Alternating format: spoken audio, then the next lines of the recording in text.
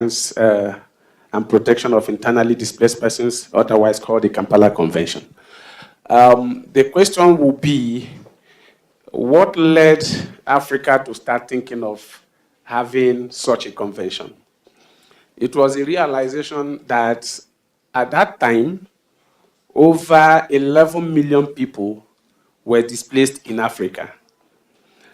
And that convention was seen as an innovation because among all the regions of the world, it was the first convention beyond the UN guiding principles on IDPs that specifically dealt with a continental framework on dealing with the IDPs. Since 2009, Africa has made some significant efforts towards getting the convention, in place. The convention required 15 countries before it could be adopted.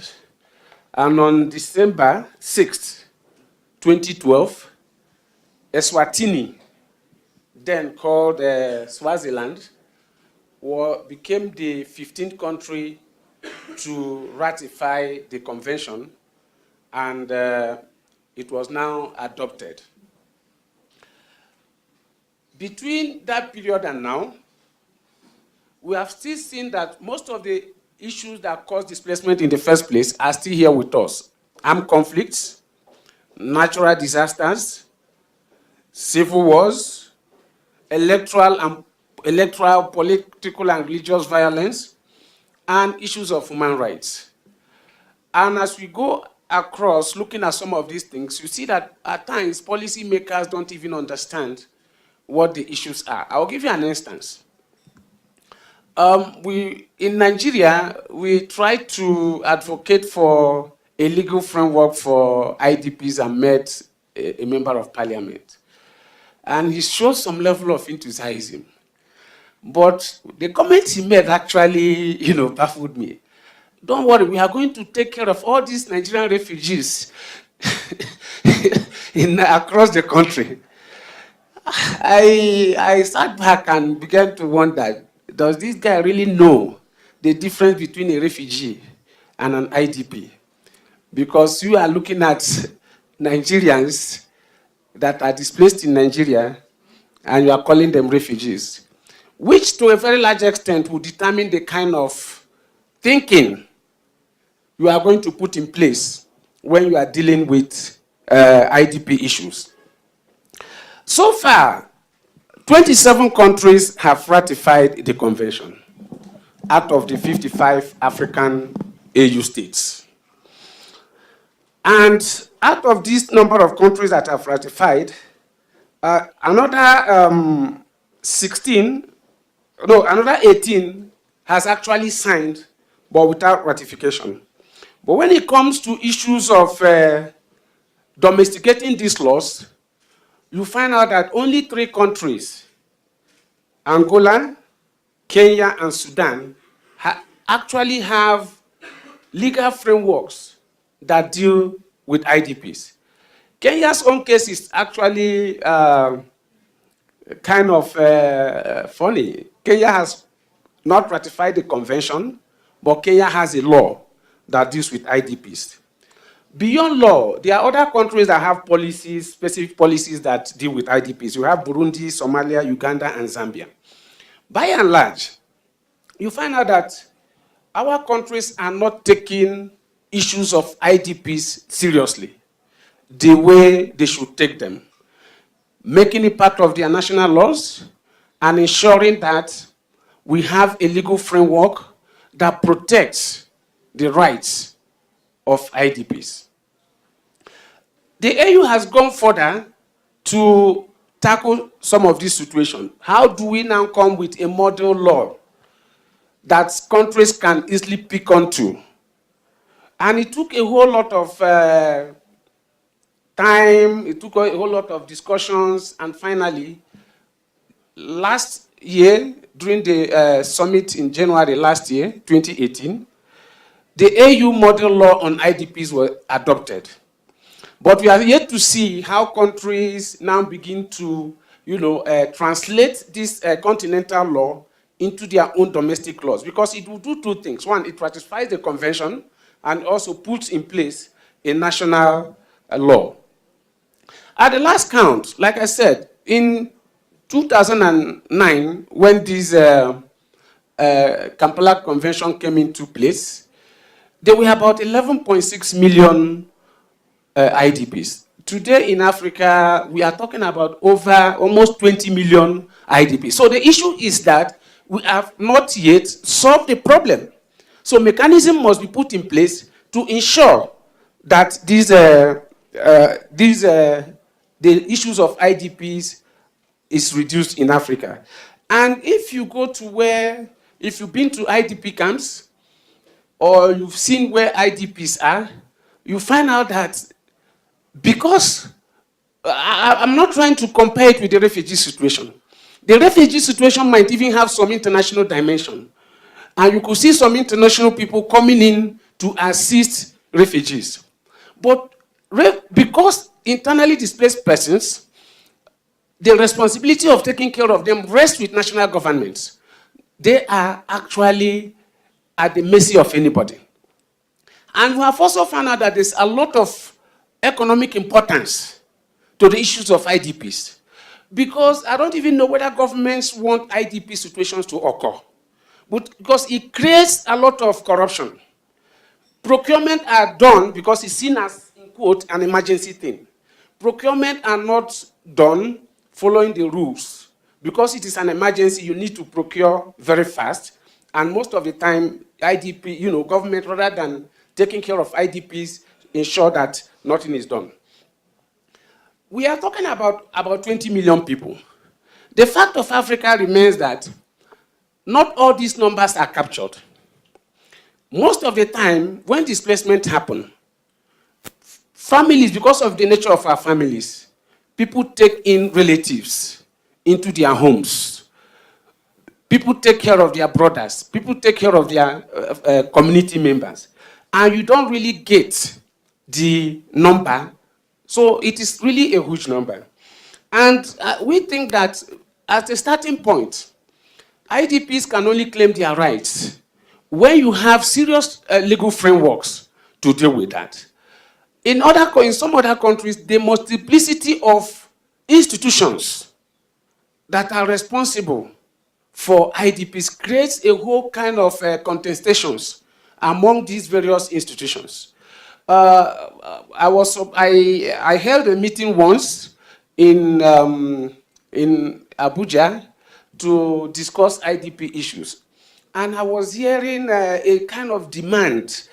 Ministry of Women Affairs came up and said that, as a matter of fact, they should be in charge of IDPs because they are vulnerable people.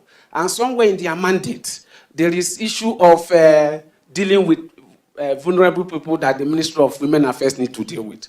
The National Emergency Management Agency said that as the IDP issues are mentioned in their act, so it is their responsibility to deal with IDPs. The National Commission for Refugees, they now call it National Commission for Refugees, Migrants, and Internally Displaced Persons, say that they are the ones that are responsible. So you find out that there are too many people who are pursuing budget lines without thinking of how IDPs can be taken care of. And I think this also occurs across Africa, where you find out that rather than deal with the IDP situation, people are busy pursuing other issues. And because there is no outstanding legal framework that directs on how IDPs can even seek for their own rights, they are left at the mercy of individuals. The numbers are growing. 5 countries in Africa account for the highest number of IDPs. You have Sudan, you have DRC Congo, you have Ethiopia, South Sudan, right, North Sudan, you have the Central African Republic, and you have Nigeria. And these are a whole number of people that are finding problems on how to live within their own countries. And nobody is really coming out to find out how they can deal with them. People are not interested in coming up with serious legal frameworks, serious systems, serious institutions to deal with it. And I think this is what we can begin to push, even as we push for the Africa we want. Thank you. Okay. Before you leave the podium, one question. What would you recommend as an objective for CSOs and for the African Union to accomplish during this year in relation to the Kampala Convention and its implementation? Okay, yeah, now for the African Union, I find it difficult to begin to make proposals for them. Yes, what I would have proposed was, if that model law has not been done, for them to quickly come up with that law. But we have the law, and I have looked at it. It is a framework that countries can pick up. For civil society groups, it is for us to engage our government, continued advocacy, for them to translate this, because that is actually what we do in SOTU, for them to translate some of these decisions that they have taken at the level of adopting of the, we, civil society did not come to Addis to adopt those conventions. It were government people that came here and agreed and adopted the convention. So we go back to them and say, now you have adopted this. Make it a reality in our countries. Let it work. Let us have these legal frameworks. Let us have institutions whereby internally displaced persons can demand and seek for their rights. Okay, thank you so much. Anna Moyo of the Center for the Study of Violence and Reconciliation will speak on From Policy to Practice, addressing the multi-dimensional impacts of displacement in Africa.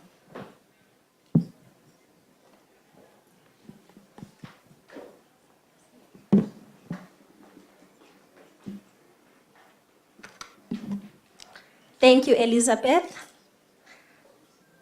When speaking about moving from policy to practice, I think we can all agree in the room that Africa is not short of policies. Not only policies, but policies that actually address some of our lived experiences as African people, especially the victims who are affected by displacement at so many levels.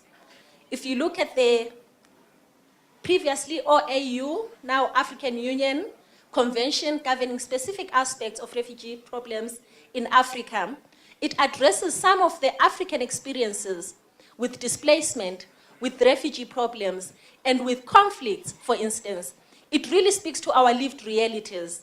So in terms of policies, my brother just spoke right now about the Kampala Convention on displacement. It also addresses our lived realities as African people. However, the challenge is on implementation of these policies in ways that meaningfully impact the lives of those who are supposed to be beneficiaries of the very policies that we have in place.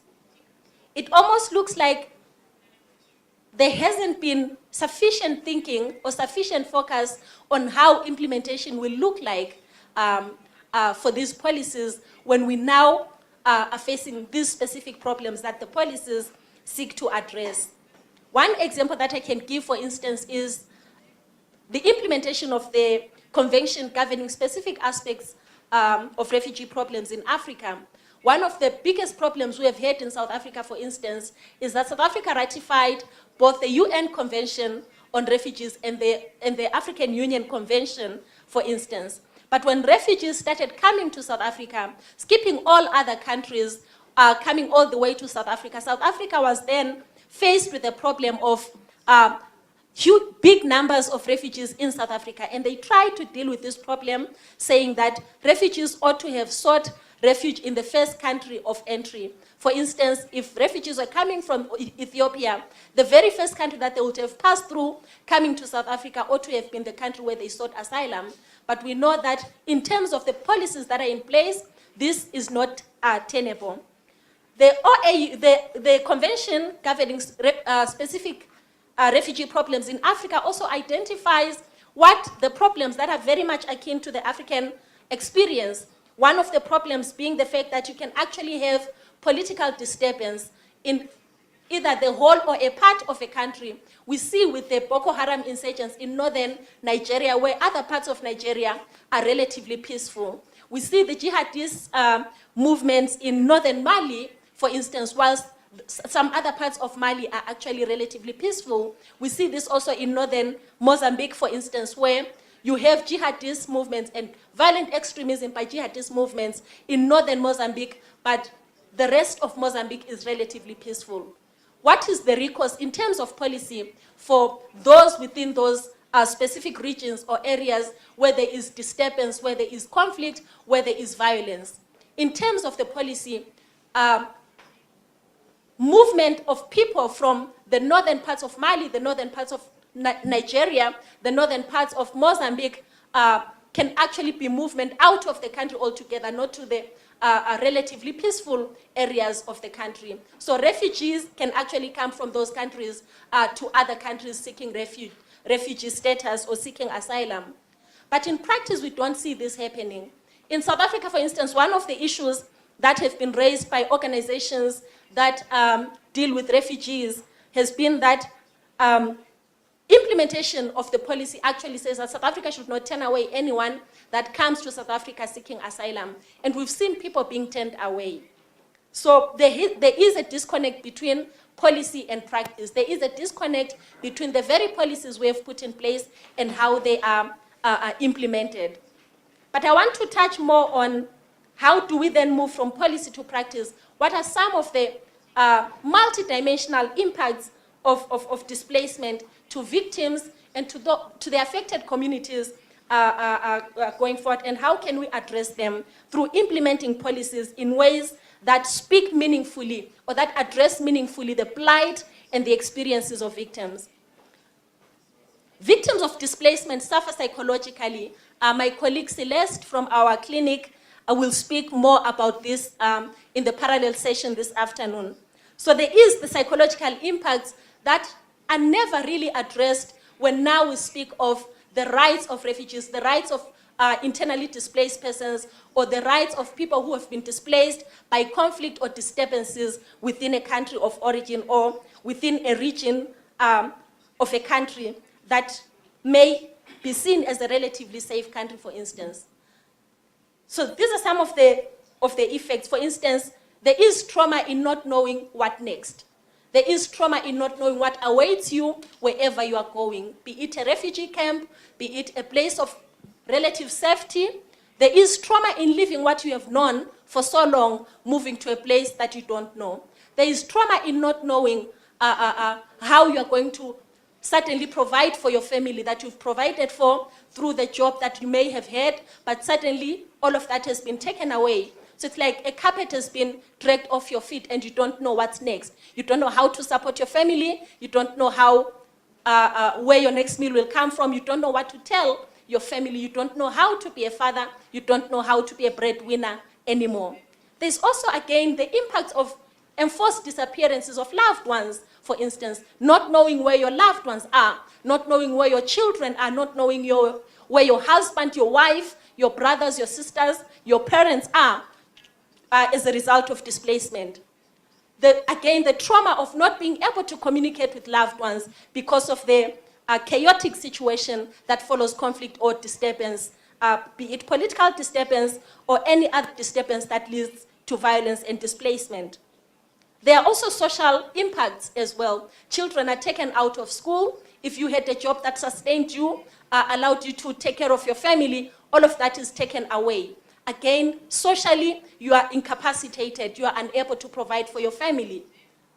Another very important impact of displacement, especially for refugees and asylum seekers, is that when now we speak about restoring peace, restoring the rule of law, when we talk about transitional justice processes, this becomes a section of the population within a country that is disenfranchised, that is excluded from any of the processes of rebuilding a country. So even their return does not factor in the losses that they would have encountered, for instance, as a result of their displacement.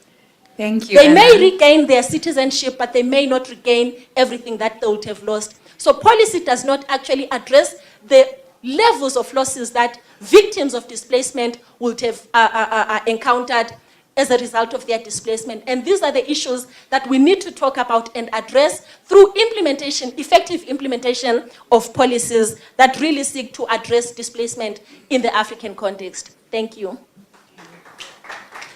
Thanks so much, Anna. So a question I'm going to put for the audience to think about. I know that some of you engaged in the discussions leading up to the adoption in December of the Global Compact on Refugees and the Global Compact on Migration. This, adds to the policy frameworks that already exist. And for some of you who've been involved in these processes, who've seen the beginning implementation of the CRRF, the Comprehensive Refugee Response Framework, interested to hear from you whether you think these new policies will help steer us towards better implementation. The idea is that by creating multi-stakeholder platforms, that this will somehow help move policy from practice in a more concrete way. So for those of you who have experiences with this, please be prepared to share during discussion. So next, Marie-Louise Barikako from the Women's Rights, will speak on women's rights in situations of displacement.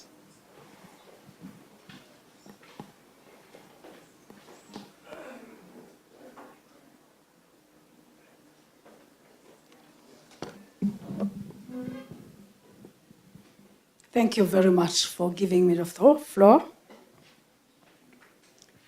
I want to start by expressing my frustration.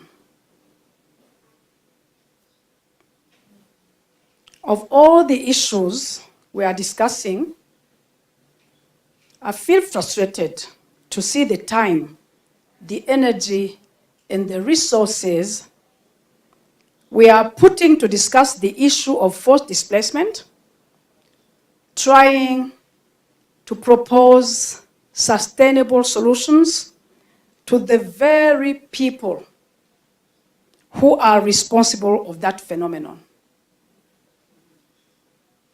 Forced displacement is not a natural disaster. When there is natural disaster, I can understand because we do not have control on it. But when we flee our countries and our communities, just because there is no peace, because we are in fear, because we can be killed, because there is no good governance, no justice, no human rights, then the person who is responsible, he wants me to give him the solutions to apply to this situation. Let me understand. Let me understand, because me, I don't understand. What can we tell them that they don't know? What can we tell them that they don't have in their mandate to ensure our peace, our security, our welfare, our development, our fulfillment in our own nation? They know.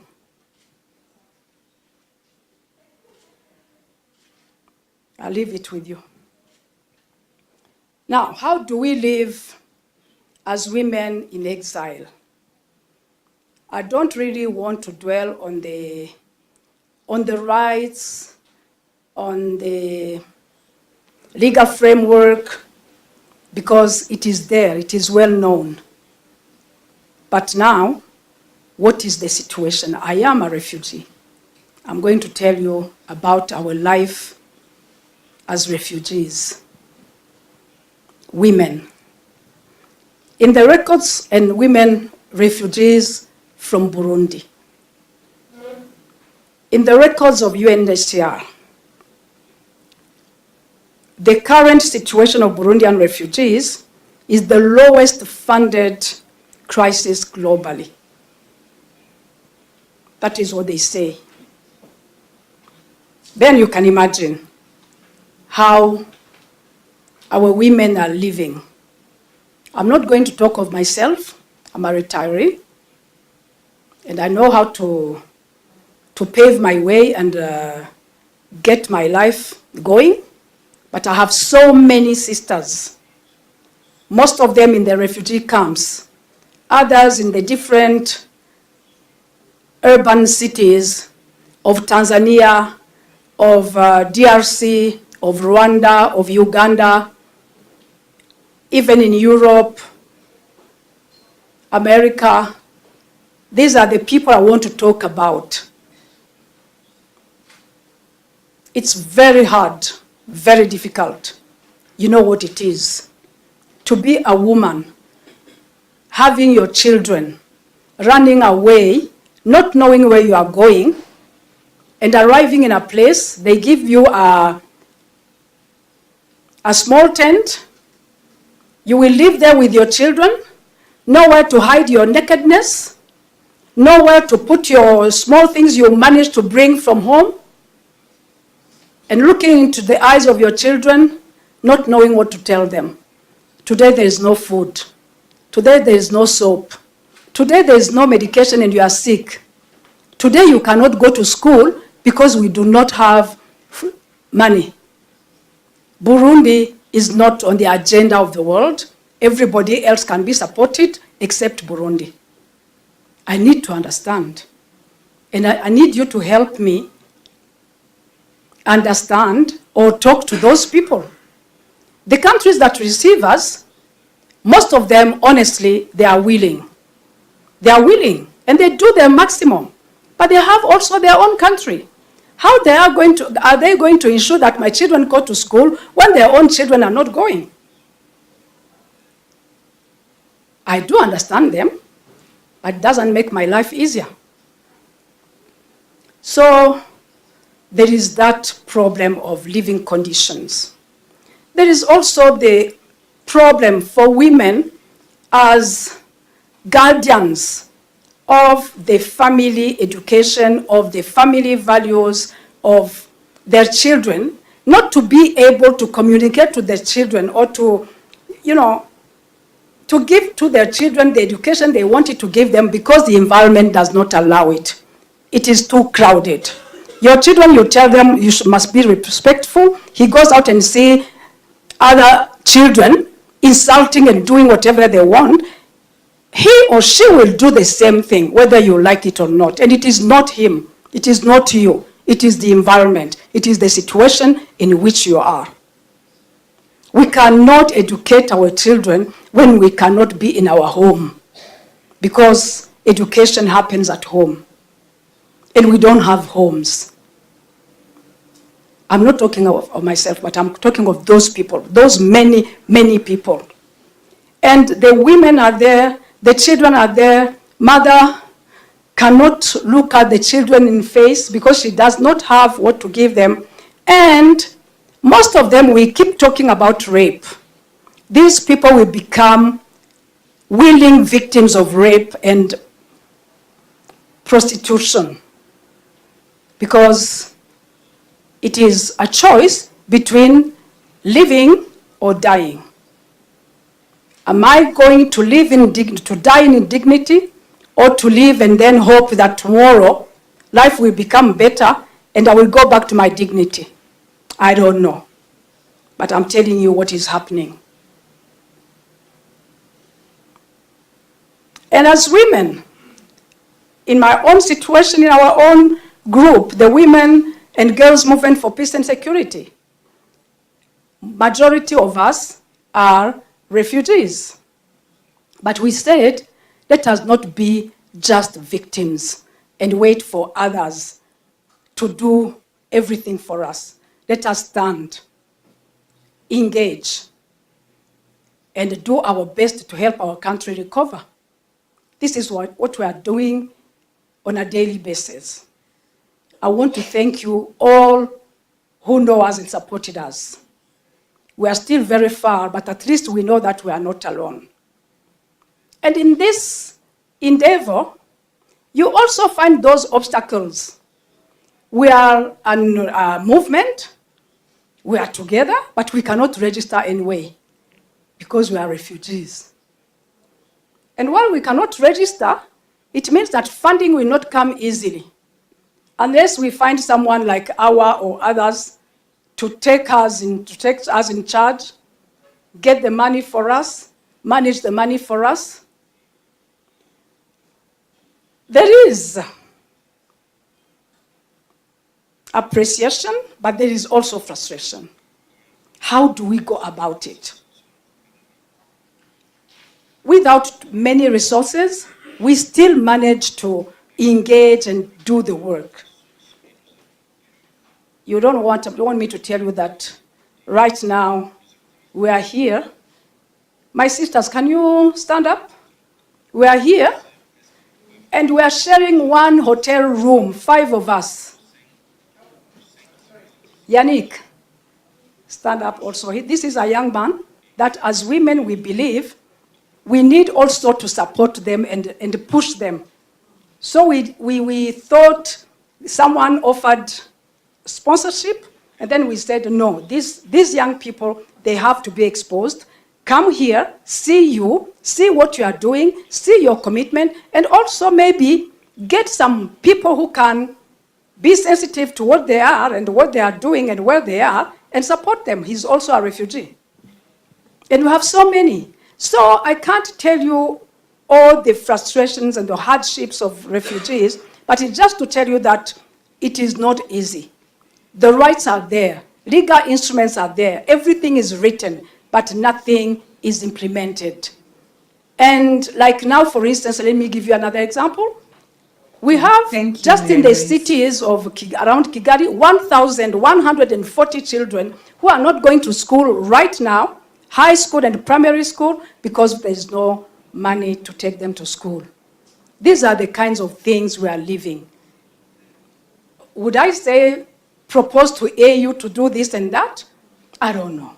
Honestly, I don't know. And let me not continue because you know it all, but it is just for you to understand where we are and what we are managing. Yet, we are still mobilizing our communities of refugees to remain committed to the sustainable peace in Burundi, because one day we shall go back.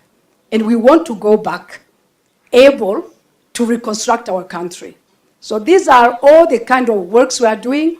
If you feel able, join us, support us, and help us. Thank you. Thank you. So Mary Louise asked us, I think, an important question. That's, what do we have to say to these countries who are themselves producing refugees? And, to me, the response would be that, if this year is focused on refugees, IDPs, and displaced people, then top on the agenda has to be addressing the root causes of that displacement. She also raised the issue of funding. I think we all know that in all of the refugee IDP situations across the continent, I think across the board they're underfunded. So I think another call that could be made to the AU and to the member states is, pay for the displacement that you cause. Let's move on to our next speaker. That's Barbara Muruga. If you can introduce your organization as well. Thanks. You want to sit?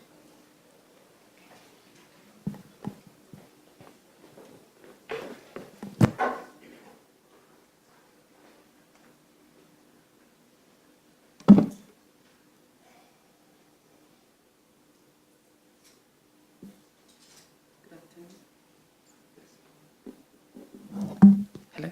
Good afternoon. Good afternoon. Good afternoon. Thank you.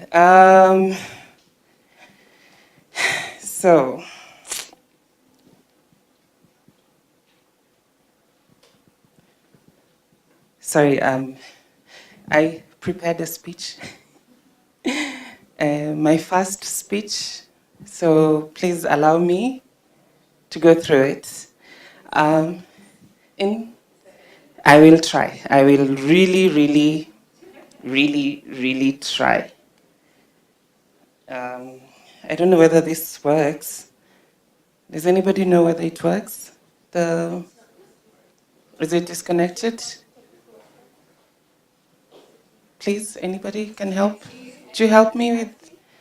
It's really important. Thank you.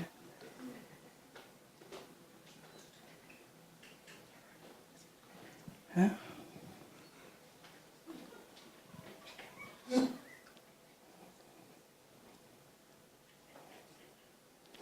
So, while we wait for IT to work, comrades, my people, my African family, thank you for the opportunity to speak to you today about one of our current pressing needs on this continent. My name is Barbara Wangare Leon, but my friends call me Babsy. So feel free to call me Babsy. I'm the Executive Director of ETHAN, East Africa Trans Health and Advocacy Network. And ETHAN is a network of intersex, trans, and gender non-conforming individuals and organizations in East Africa. This morning, you have heard about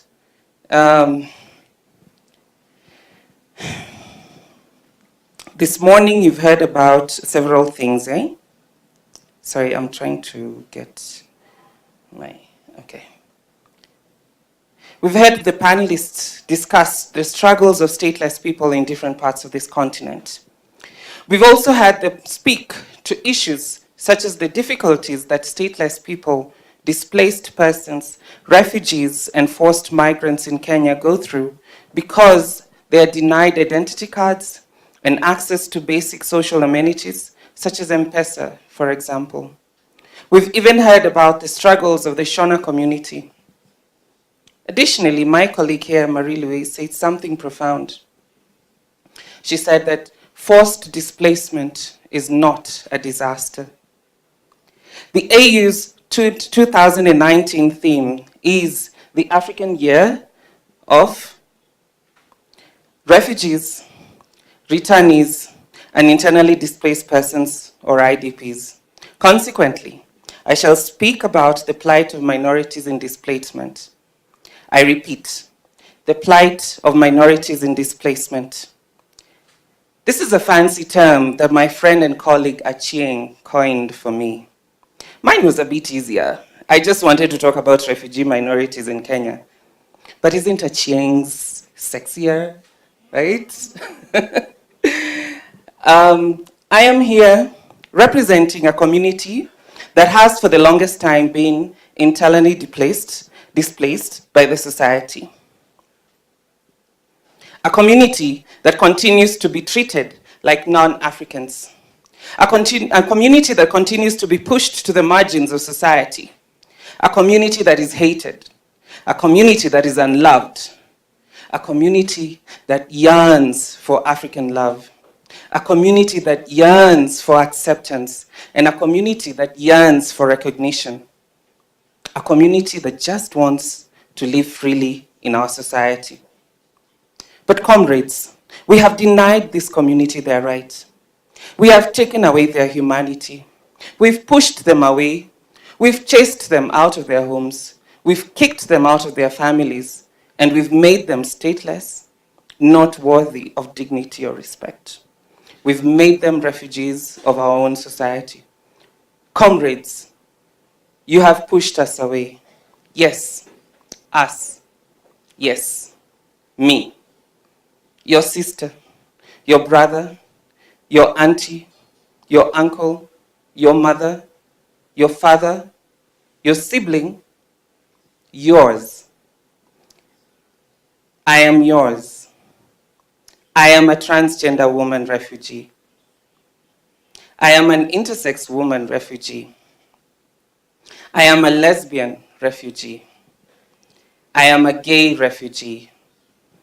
I am a homosexual refugee. I am a sex worker refugee.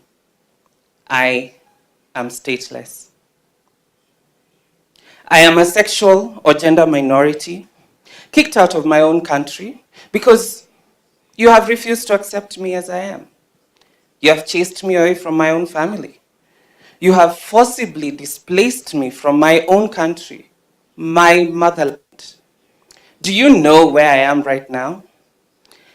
I am in Kakuma refugee camp, being beaten because I was assigned male at birth and I am a woman. I am in Kakuma, beaten nearly to death because I look like a man and I am dressed as a woman with my pink babuja braids and my beautiful makeup. I am in Nairobi, comrades. I am living with 6 of my fellow homosexual Ugandans in a one-room bed-sitter. We are forced to live like this because we are not economically independent. We are legally, socially, and economically disenfranchised. HIAS, a refugee organization, has graciously helped us with a stipend. But my fellow Africans, $60 a month is not enough to live on. Sorry. Basically, I am surviving on $2 a day. Our one-roomed bed-sitter costs $60, exact amount that I get per month. It was the biggest we could find in Nairobi's Kawangware estate. Oh, and by the way, Kawangware is a ghetto. I am constantly in danger of being beaten to death. Yesterday, my sister was beaten half to death. She's a trans woman sex worker. She does sex work because she cannot live on $2 a day in Nairobi. And because she's a sex worker, she was out working late at night, and her client beat her up because he didn't like her service, or whatever. He didn't need a reason. His only reason is that she didn't deserve to be treated like a human being. She deserved to be treated like a sex toy.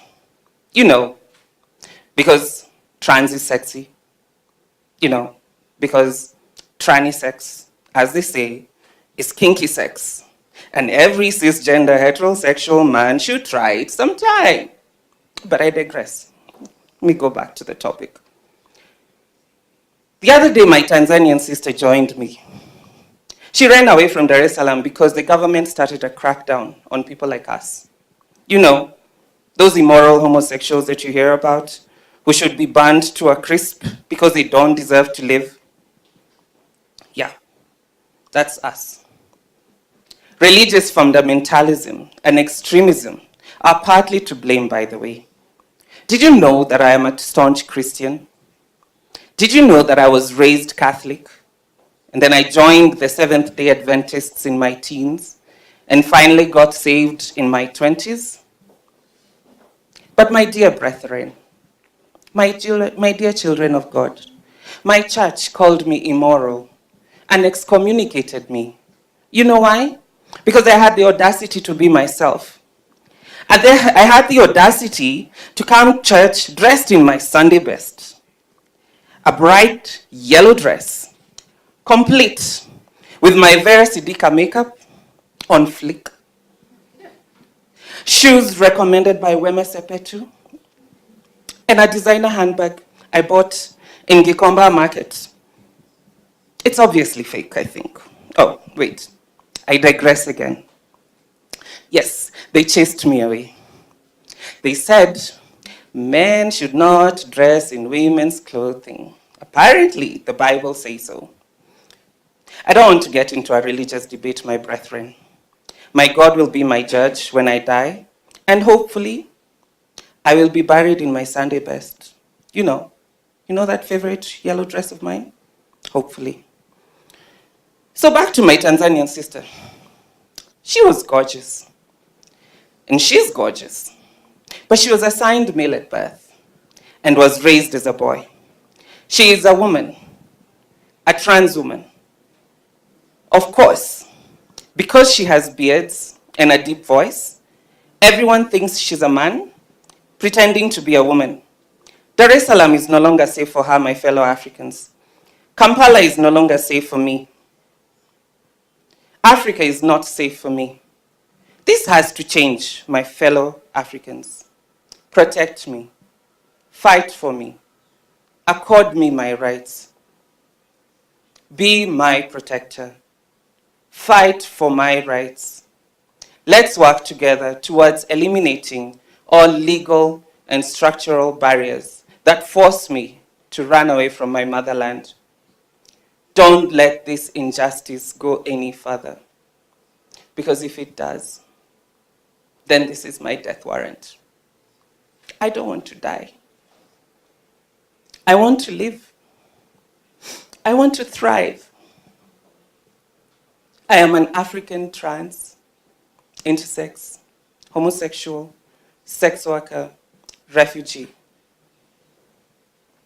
As I close, I am emboldened by one of Archbishop Desmond Tutu's powerful quotes. My humanity is bound up in yours, for we can only be human together. I am also encouraged by David Lamy's quote when he says, "The measure of a civilized democracy is how we treat minorities."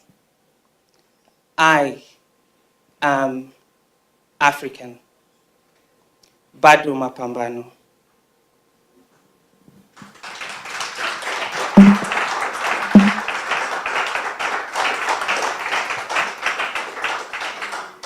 Thank you so much, Barbara, for the moving speech. What I was thinking as you were giving that is, I think like a lawyer. I'm a lawyer. So I think about the framework of durable solutions and how you fit the experiences that Barbara describes into that framework, where the two most common durable solutions are integration or repatriation, return. We all know that options for resettlement are very limited. So for a community that struggles to find peace anywhere on the continent, those two options of integration and self-reliance and return, none of those are really good ones. And I think that's, one of the big challenges I've seen for sexual minority refugees. So I think we can move to question and answer. Achieng, do you want to help project the questions from the app? But maybe while she's doing that, we can take live questions. Anyone?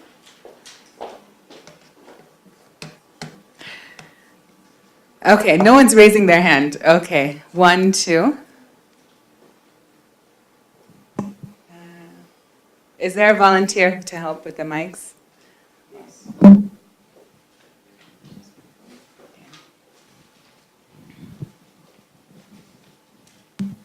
Thank you very much. I had a question directed to you. You'd spoken quite clearly about the disconnect between policy and practice. And while on the one hand, you recognize that even if there's full implementation of policy, there will still be shortcomings, you're also strongly encouraging the full implementation of policy. How do we deal with that gap?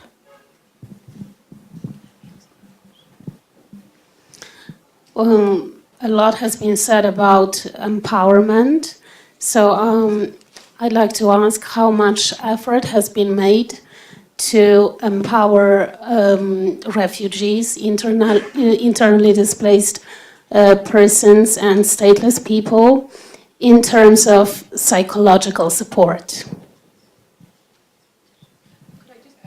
Go ahead. I just really want to say thank you very much to Barbara.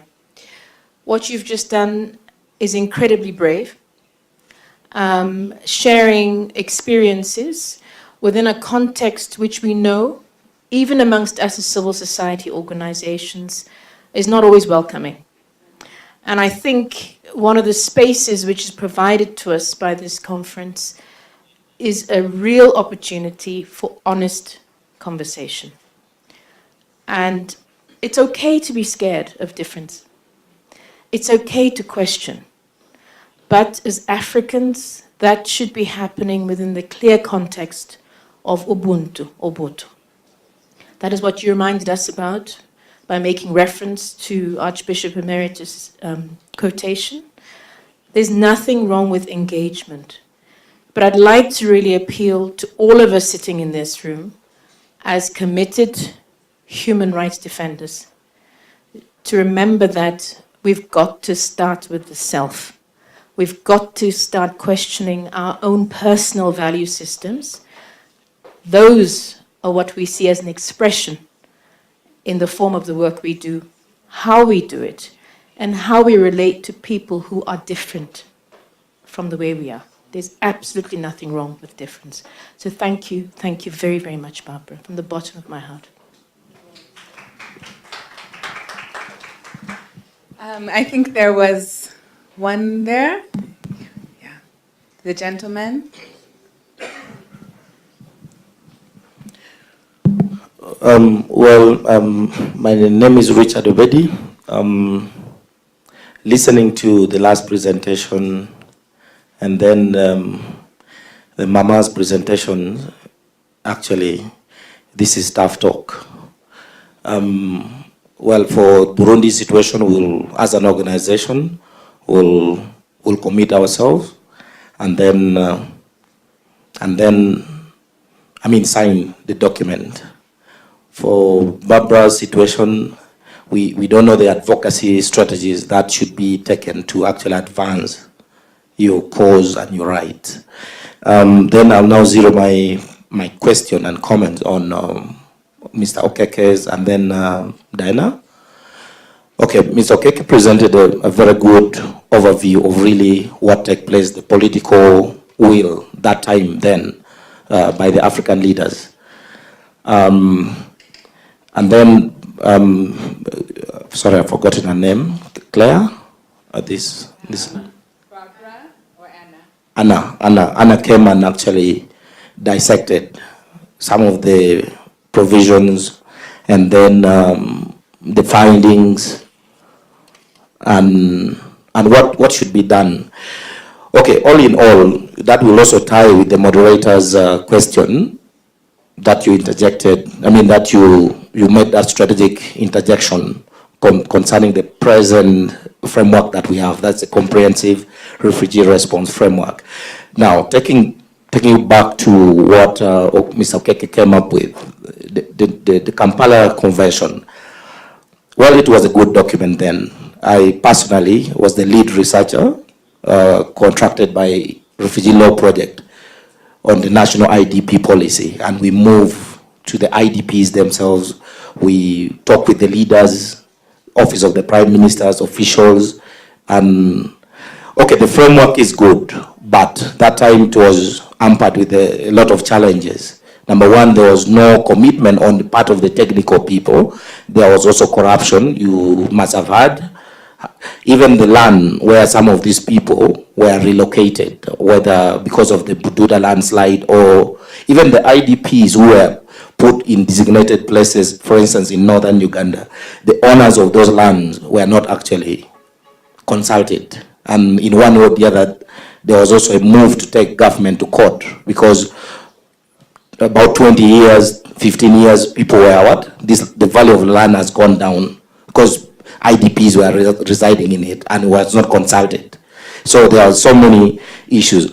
But there's hope in the sense that the comprehensive refugee response framework, it's that time the dynamics also was not really favorable. But there's hope with this new framework that issues of IDPs and refugees will be addressed because the framework is user-friendly, and I think they are doing the right thing. All those stakeholders are doing the right thing. For instance, for the case of Uganda anyway, although there are those issues of exaggeration of the numbers of IDPs by Ugandan officials and then maybe UNHCR, but those are now individual cases, but not the overall implementation framework. Okay, Thanks for sharing a bit about the Uganda experience. The lady in purple, I think, was next. Thank you. I am an educator for the last 18 years here in Ethiopia, and I am very much concerned that these serious issues of displacement, women's safety, all of the issues that the panelists have spoken about is not discussed in schools. Our students know nothing about these issues. And my real concern is that how will we address the root causes if these issues are never in the curriculum of any school? It has to start with the children. They have to be educated about these issues. We as educators need to put this in the curriculum. We need to connect students across the continent to talk about these issues. High school students can do many things. In fact, my own school has a very active service learning program, and students volunteer regularly.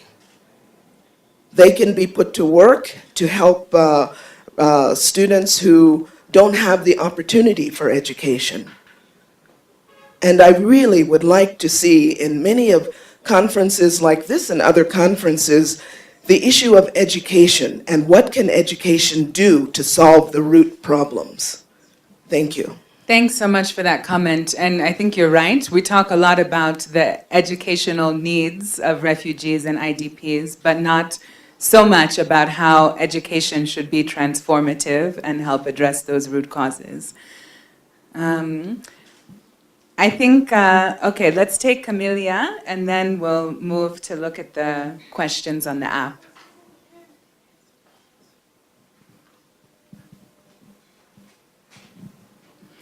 Thank you very much for all the presenters. I think we have really gotten very powerful people who can speak very well on these issues. What do you say about a country or a state where it doesn't recognize the IDPs or the internal displaced people? A country recognize the IDPs, yes, maybe they have policies, or maybe the policies are not accurate, are not implemented. But what about a country that never recognize that these people are IDPs, and yet all the situation, all the condition around them proves that these people are IDPs? Conflict, poverty, insecurity, all these issues proves that these people are not permanent people in that area, but they are coming from a different area because of something happened. So what will you say about this? Okay. Can you do it in 10 seconds? Yeah. Okay. Thank you so much. My name is Fetu. I'm from Somalia. Mine is not question. Thanks for the panelists for the good presentation you did. Mine is like Somalia. We have IDP. 70% is the women and children. Those who are affected, human rights violation, insecurity, lack of education of the children. Those children who could not get access to education today, tomorrow what will be there? They have a right over us today, and we could not give them. Tomorrow, how can they become leaders of Africa? Then the other thing I wanted to say is like SGP is there. Insecurity, protection, lack of protection. So the thing I wanted to say is a humble request for AU and all stakeholders, my African fellows, to consider IDPs in Somalia. This year is like IDPs, team of the IDPs, returnees and refugees, to support our government to adopt, ratify Kampala Convention, and also with implementation. I have that humble request from my people. Thank you so much, all of you. Thanks. Achieng?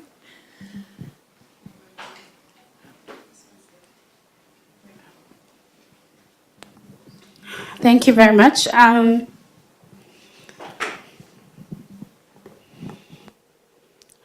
So the questions on the app. The story of the Burundian refugees is heartbreaking. Our focus should not be about the root cause of forced migration or displacement. I mean, all of us in this room already know what causes displacement and migration. Our prayer this year is to our AU and the REC. Our prayer this year to our AU and the RECs, regional economic communities, should effectively address what is happening in Burundi, Congo, Sudan, Zimbabwe, nothing more. Please let us refrain from being bangled in this bandwagon of we need more policies. We already have laws and policies, as Anna mentioned. 50 years after the Refugee Conventions, 10 years after Kampala IDP Convention, what linkages are you making with stateless persons who are often left out from the persons of concern under the mandate of the UNHCR?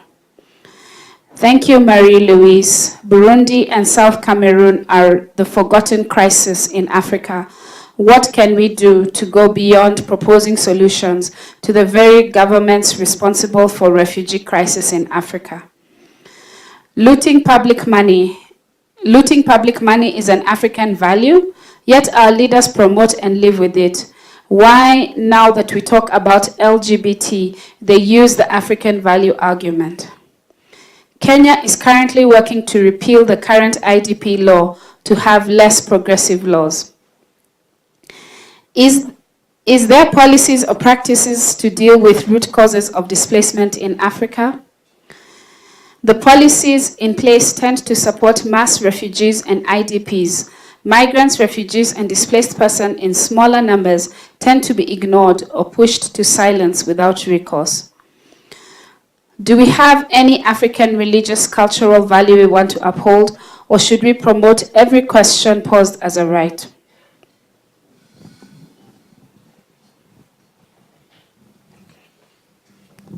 Okay, let's start with Okeke to respond. All right. Thank you. I think I can stay here and respond. Maybe just stand up. Okay. I think there are some. Chair, if you'll allow me. I'm so sorry. I was asked to please remind people that there's live streaming on the Oxfam Pan Africa handle, which is at Oxfam Pan Africa. So please retweet, CC to Citizens for Africa, and the hashtags are Africa We Want, 8th CCC, and Africa Thinks. Okay, thank you. All right, let me start from the first. I'll just pick the last part of the question that talked about, that Anna has mentioned, about that we have laws and policies. The truth is that most of the time, you can only push for your rights when you have a law that protects your rights. Policies are highly at the behest of governments. For instance, in Nigeria, we have a policy, a constitution that says that you cannot even request for your rights in a law court, because they are just policies. So we need those laws where people that are displaced will know what their rights are and can ask for, legal interpretation of those rights and seek for them. I see also a question about issues about Kenya, already having a law and pushing for, trying to repeal the law and go for something that is less progressive. I think this is also what civil society groups in Kenya that are fighting for the rights of IDPs should wake up to and ensure that rather than making those laws watered down, but find ways of strengthening them through serious advocacy. Are there policies that can help deal with issues of the root causes of displacement? Yes. What we need to deal with is good governance. When there is good governance, when there are protections of rights of individuals, definitely you will find out that the issues of displacement, those causes, those things that bring displacement will be reduced. Yes, we may have the natural disasters, which, yes, the force we can't help them. But we can even, at that, begin to talk about early warning signs. When they talk about even natural disasters, we still could find solutions to them, because we could have warnings, the necessary agencies could give warnings, make provisions for people so that they don't face this displacement. So both forced displacement and naturally induced displacement, we can find root causes for them if we had good governance. I think, let me look at the ones that I wrote down. What do you say about a country that does not recognize people as IDPs? Yes, we must begin to understand that people move. It is natural for people to move. If there is movement internally, there is rural-urban migration. And when people move in such manner, you may not necessarily, they may find it difficult maybe when they come to towns to find accommodation and the rest of them. It is not all this that you can just call together and say that it is internal displacement. There could be movement out of poverty to towns. People are sleeping under the bridges, but it does not connote being internally displaced. Because the conditions that make you to be internally displaced may not be there. You have options to go back to where you are coming from, and if you find out that this town is no longer conducive for you. So the issue about displacement, we need to really interrogate, what do we mean by displacement? Not every movement is displacement. Okay, how much has been made in, okay? All right, thank you. I think maybe the issue of psychological problems faced with refugees and IDPs. It boils down to the whole package of dealing with IDPs. When you have IDP problem, there must be issue. It is a multifaceted approach. You don't deal with it on that. It's not just providing what we call food and non-food items. It has to do with even dealing with the psychology of the people. It has to deal with a whole lot of psychosocial therapy for people that have faced this homogeneous kind of problems. So yes, it should be a whole package. It should be something that government should have a holistic way of dealing with issues that has to do with IDPs. Thank you. Thanks, Mary Louise. Just 2 minutes. Thank you. I'm not going to answer to any question. There was no question addressed to me, but what I wanted to emphasize is we are looking for solutions that will come from international organizations, donors, humanitarian organizations. We are not tackling the issue because the only solution to this phenomenon is eradication. And the eradication will come from us, from inside. So we need also, as we look for assistance, direct assistance to the people now, we need also to look at what strategies can we adopt in order to influence the change on the continent, so that these leaders, even when there are refugees or displaced people in your country, you feel ashamed because you have not delivered.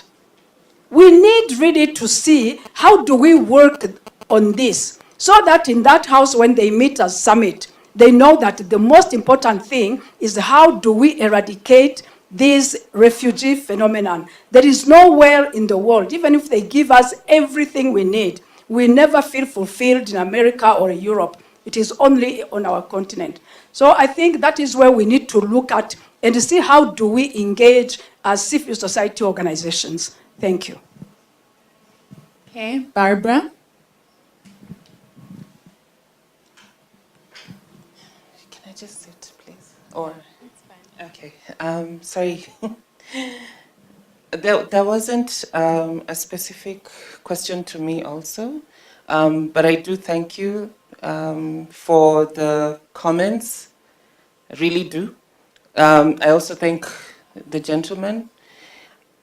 The only thing I wanted to mention was just to remind ourselves of the Universal Declaration of Human Rights, Article 1, that says, all human beings are born free and equal in dignity and rights, and they are endowed with reason and conscience, and should act towards one another in a spirit of Ubuntu. There are certain things that we're doing in East Africa towards, advocacy strategies, as you had mentioned. And one of the things that we are doing is documentation. Documenting what is happening. As you could see in the images that I provided, there's a lot of documentation that's happening. A lot of advocacy work is going on. But the thing that I wanted to emphasize was that internally displaced persons, forced migrants, refugees are all displaced. They are all stateless. Whether they are gay, whether they are women, whether they are children, they are all stateless. And therefore, whatever strategies you're employing to provide that support to children who are being displaced, to women who are being displaced, you should be able to do the same for minorities who are being displaced, for minorities who are refugees, for minorities who are forced migrants. There shouldn't be an if or but. All of us are human. All of us are African. I want to reiterate again, all of us are African, and all of us are struggling with this endemic issue. Again, as Madame said, it's not a natural disaster. It is something that we can actually do if we do embrace the spirit of Ubuntu. If we do embrace the spirit of Africanness. And no one said that Africanness is hatred. No one said that Africanness is exclusion. No one said that Africanness is displacement. The Africanness that I know is where we work together towards a common goal. The Africanness that I know is where we live together for a common goal. We work together for a common goal. We used to work in the same farms. We used to own one land, all of us. But westernization came and spoiled it. Westernization came and brought with them homophobia. Homophobia is the one that is an African, not homosexuality, not transgender, not intersex. It is hatred that is an African. Thank you. I'll answer just the one question that Ma'am Alice asked around what then do we do? It looks like our policies are quite encompassing when it comes to highlighting or acknowledging our lived realities, but at the same time, we have seen member states merely adopting a narrow approach to their implementation.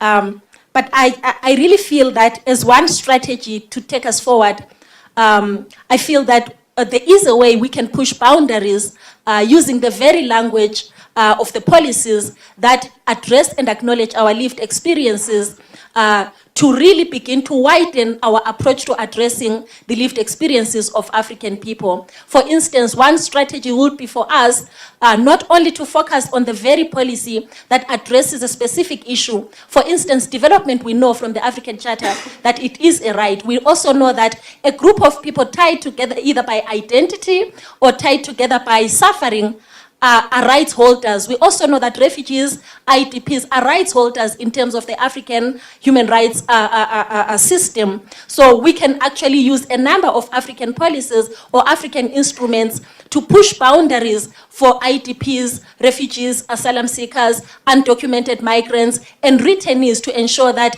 we don't deal with their rights from a humanitarian perspective, but from a rights perspective as rights holders. It is not enough to give them a lump sum from a humanitarian perspective to say, then you can go and start your life. They suffered immensely, and their suffering is multidimensional. Therefore, restitution will require that we address all the different types and all the different levels of their suffering, and we restitute them accordingly. Okay, thank you to the panelists. I just want to end with a quick rundown of my key takeaways from the discussion. So one, The AU needs to work to address the root causes of displacement, whether that's conflict, discrimination, or other human rights violations, especially in Burundi, South Sudan, and DRC. At the same time, the smaller refugee and IDP situations across the continent should not be forgotten. We should think about using education to address the root causes of the conflict. We should ensure that adequate funding for responses to displacement is available, and this should come from within the continent as well as from outside. We need to ensure that support provided to displaced people is holistic and includes mental health and support services. We should push for implementation of the Kampala Convention, including through passage of the model IDP law and awareness raising about the rights of IDPs. At the same time, while we're pushing for policy implementation, we need to beware that there are no clawbacks on rights of displaced people, as may happen in Kenya. And, to say, I think as generous as many African countries are in hosting refugees, I think we know that this generosity can disappear very quickly and turn into xenophobia. We also need to ensure that there are adequate measures in place for refugees and IDPs in need of special protection. So 2 things I think I want us to think about while we're having lunch. One is an assignment. Evelyn, this is to you. I'm hearing us use the term stateless a bit loosely. And I think it would be helpful for us all, maybe if you can take us back to the definition of stateless, and differentiate it from being a refugee, because they aren't interchangeable terms. So maybe you can give us a quick tutorial on that. And then another thing that Mary Louise raised is the right to freedom of association for refugees. And this is something that in the next session, Susan Grace Duku from Uganda is going to speak a bit about. But while you're having lunch, especially the lawyers, if you can just, reflect on whether in your countries, refugees have the right to form and register organizations. And if not, what do you think the impact what do you think the impact is on the lives of refugees, their ability to integrate, to become self-reliant? Okay, thank you so much. Thank you very much. Could you please get a big, big round of applause for the panel?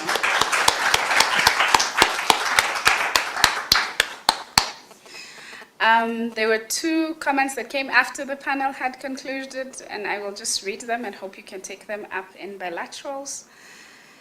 One was, in South Sudan, IDPs are based in 2 types of camps, namely the protection of civilian sites, which are what POCs under UNMISS, and camps outside. South Sudan Humanitarian Snapshot, dated 8th November 2018, indicates that 1.97 million persons in IDP camps within the towns and oh my gosh, I've become President Zuma, 186,747 IDPs in the protection of civilian sites. 52% are women and girls. SGBV continues to be a challenge when it comes to protection and security of women and girls in the IDP camps. Is there any kind of gender indicators developed by AU for measuring durable solution for addressing forceful displacement? I recommend that AU member states to do policy and legislation audits in relation to prioritization of the needs of women in displacement. I believe that's what this should be. And then the second one, Cameroon is getting deeper and deeper in the war, and the citizens are now refugees in their land, living in bushes and no food to eat. Women use leaves to pad themselves. Children don't go to school in English-speaking zones, and parents are locked down in homes and cannot provide for the families. As I speak, there is a 10-day lockdown in the southwest. No life, no entry, no business, no future. Dufale from Cameroon. That's a very dire note to complete that panel on. I would like to ask us all please to come to the front. We'd like to take a group photo. Oh, okay. I am getting a note here that says that the suggestion is that the group photo takes place outside because of the lighting. And so if we can please all go downstairs and outside, there'll be somebody there who will tell us where the group photo will be taken. So if we can please do that before we go off to lunch. And maybe come back from lunch at 2:15, just give a bit of 15 minutes for the group photo to happen. So I urge you, please don't stop by the corridor and start conversations. I urge you to please, let's all go down, get the group photo, and we can have the conversations over lunch. So thank you and bon appetit.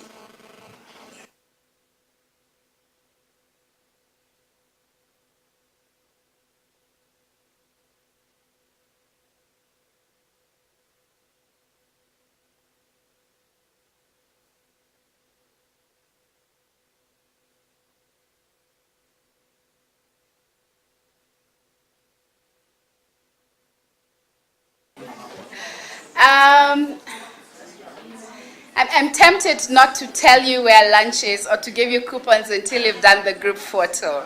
But that I would be violating your right to food. And so today I am told lunch is by the pool.